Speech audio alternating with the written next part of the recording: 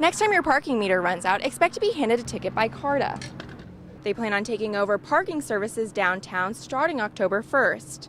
To say Moore Funeral Home came back from nothing is an understatement. This building was just a pile of rubble due to the 2011 tornadoes here in Dade County. Officials continue to search Wednesday evening for accused murderer Sonny Neal after receiving tips from local residents saying they allegedly saw him along this highway. After a week-long search, authorities finally captured Sonny Neal, accused murderer, along these railroad tracks behind me.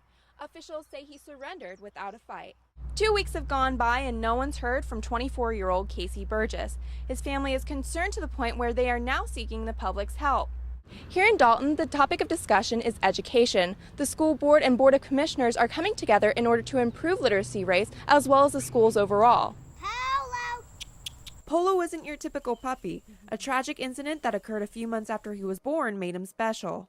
We got the phone call around 4 o'clock that he had a bullet in his spine that was causing paralysis. Polo and his brother Marco were found by an older couple on Sand Mountain dodging cars on a back road. The pair eventually ended up with Katie Cox, a rescuer for the Road to Recovery Rehab and Rescue. She was shocked at Polo's story and surprised at his gentleness. That right there is probably the most heartbreaking thing, to know that he has forgiven humans, but the one human that hurt him will not be brought to justice.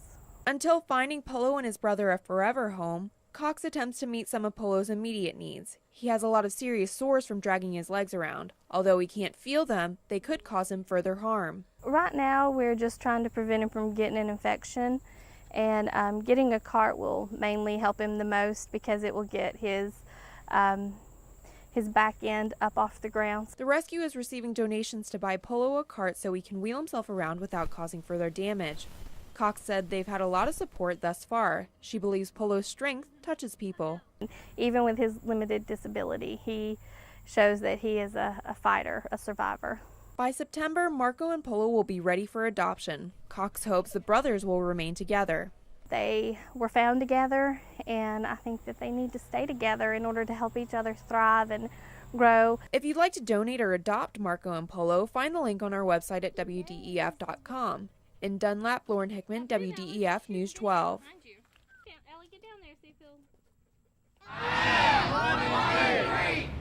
Mark your calendars, a new national holiday is making waves. On August 1st, 2011, Kevin Yates died after his car was struck by a drunk driver.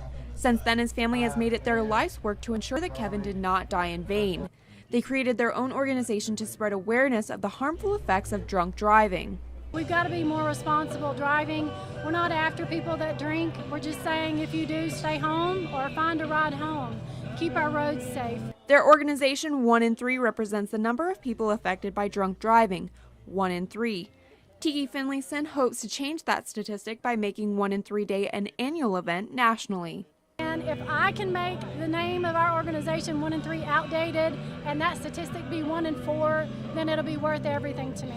Kevin Yates was also able to save another life the day he died. He was listed as an organ donor, which gave Melvin Ellis a second chance at life. Kevin's heart now beats in Ellis's chest, and he is now one of the biggest supporters of 1 in 3.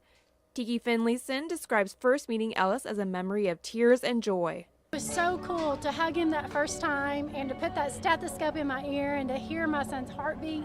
It was an event I could never ever put into words. Ellis looks forward to a day when he can describe to Kevin Yates his gratitude. When I meet him, as they say in the Bible, it's going to be a hallelujah day of joy. And I'm just going to tell him, sunshine, we have made it together, and I thank you.